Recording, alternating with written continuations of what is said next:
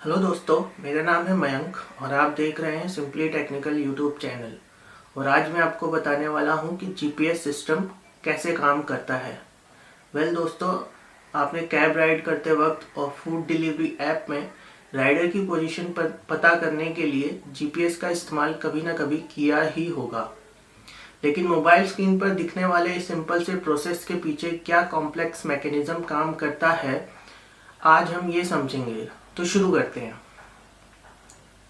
आज जिस जीपीएस का इस्तेमाल किया जाता है उसका पूरा नाम है नेवस्टार जीपीएस, जिसकी फुल फॉर्म है navigation system using time and ranging. Navstar GPS यानी कि जीपीएस के पहले कुछ और नेविगेशन सिस्टम बनाए गए थे, जैसे ट्रांजिट और ओमेगा। और इन नेविगेशन सिस्टम की कमियों को दूर करने के लिए और इन्हें और बेहतर बनाने के लिए 1973 में यूएस डिपार्टमेंट ऑफ डिफेंस, जिसका हेडक्वार्टर पेंटागन में है, ने जीपीएस प्रोजेक्ट स्टार्ट किया और 1978 में फर्स्ट प्रोटोटाइप स्पेसक्राफ्ट लॉन्च किया और 1993 में 24 सैटेलाइट का फुल कॉन्स्टलेशन एक्टिव हुआ।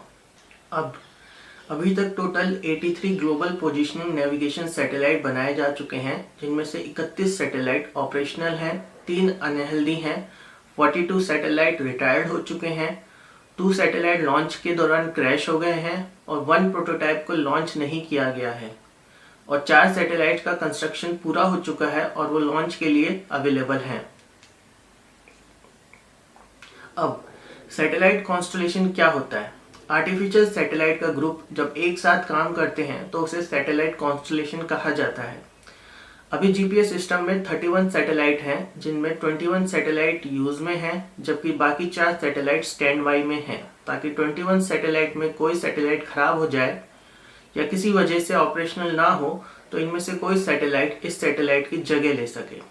लेकिन जीपीएस की फुल फंक्शनैलिटी और एक्यूरेट पोजीशन पता करने के लिए 24 सैटेलाइट का ही यूज किया जाता है।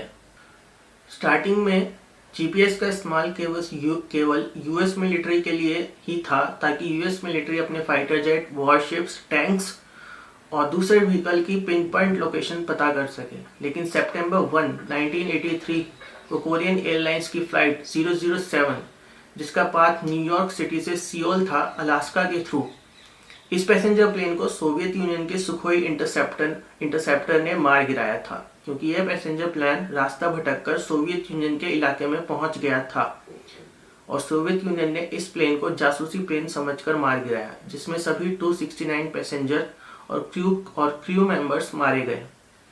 अब इस घटना की पूरी स्टोरी क्या है ये हम किसी और वीडियो में बात करेंगे, लेकिन इस दुर्घटना के बाद तत्कालीन यूएस प्रेसिडेंट रोनाल्ड रीगन ने 16 सितंबर 1983 को जीपीएस को पब्लिकली अवेलेबल कर दिया। जीपीएस को 3 सेगमेंट्स में बांटा गया है: स्पेस सेगमेंट, कंट्रोल सेगमेंट और यूजर सेगमेंट। स्पेस सेगमेंट में जीपीएस की सैटेलाइट और वह डेल्टा रॉकेट आते हैं जिनका इस्तेमाल सैटेलाइट को लॉन्च करने में होता है।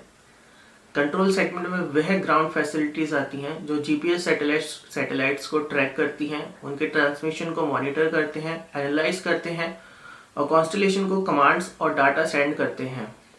अभी कंट्रोल सेगमेंट में मास्टर कंट्रोल स्टेशन एक अल्टरनेट कंट्रोल स्टेशन, ताकि अगर मेन कंट्रोल स्टेशन में कोई प्रॉब्लम हो जाए तो उसे यूज किया जा सके।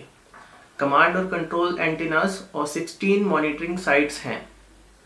यूजर सेगमेंट में वह इक्विपमेंट आते हैं जिनका इस्तेमाल मिलिट्री और सिविलियन जीपीएस सिग्नल रिसीव करने के लिए करते हैं। अब ये तीनों सेगमेंट मिलकर काम कैसे करते हैं? तो सबसे पहले मॉनिटर स्टेशन सैटेलाइट्स को ट्रैक करते हैं, उनके डाटा को रिसीव करते हैं। मॉनिटर स्टेशन इस डाटा को मास्टर स्टेशन को सेंड करते हैं। मास्टर स्टेशंस इस डाटा को चेक करते हैं और इस डाटा में आई इनएक्यूरेसी को करेक्ट करते हैं और इस करेक्टेड डाटा को ग्राउंड एंटीनास को सेंड करते हैं और ग्राउंड एंटीनास इस मैसेज को सैटेलाइट को सेंड करते हैं और सैटेलाइट इस करेक्टेड डाटा को रिसीवर को सेंड करते हैं।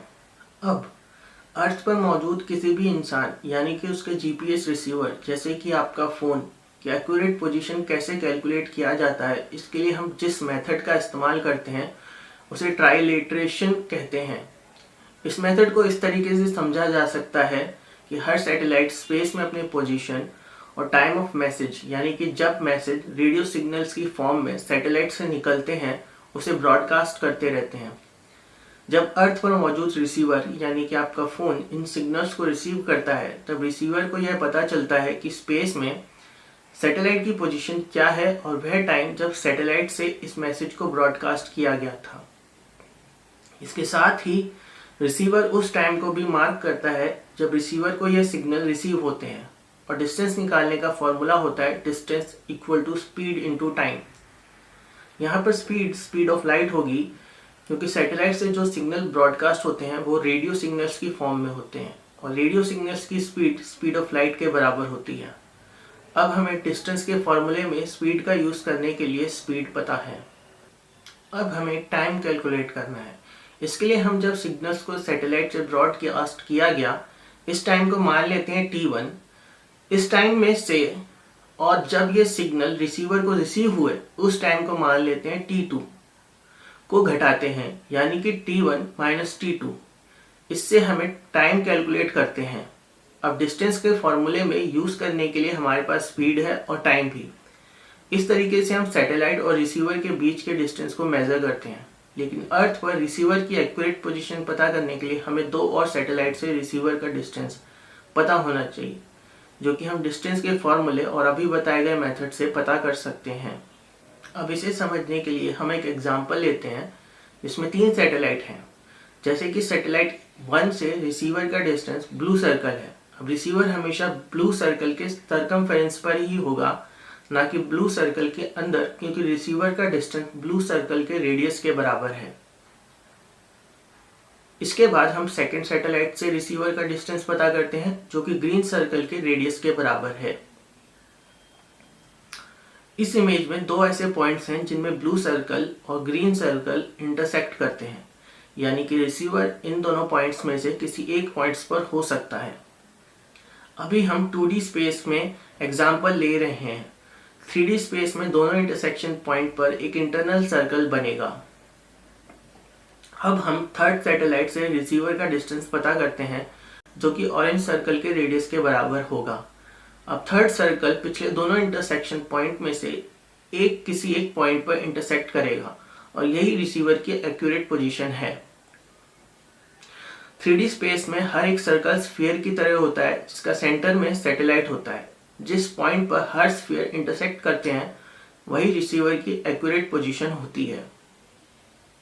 इस एग्जाम्पल को हम इस तरह से भी समझ सकते हैं कि रिसीवर का डिस्टेंस पुणे सिटी से A है और नासिक सिटी से B है और बीड सिटी से C है। इन तीनों सर्कल का इंटरसेक्शन पॉइंट थाने होगा, जो रिसीवर का एक्यूरेट पोजीशन होगा। क्योंकि सैटेलाइट्स की पोजीशन और डिस्टेंस कैलकुलेट करने में कुछ एरर हो सकते हैं, इसलिए हमें फोर्थ सैटेलाइट की ज़रूरत होती है रिसीवर का एक्यूरेट पोजीशन पता करने के लिए। वो एरर्स क्या हो सकती हैं? वो सोर्सेस ऑफ एरर इस तरह से हैं। पहला, satellite geometry. Second, satellite orbits. Third, multiple path. Fourth, atmospheric effect. Fifth, clock inaccuracy. And sixth, rounding errors. इसके अलावा भी कई और एरर्स होते हैं। एग्जाम्पल के लिए हम एटमॉस्फेरिक इफेक्ट लेते हैं। अर्थ की आयनोस्फेरिक लेयर में चार्ज पार्टिकल्स के कारण रेडियो वेव्स डिस्टॉर्टेड हो जाते हैं, जिनके कारण वह रॉन्ग रिजल्ट प्रोड्यूस करती हैं।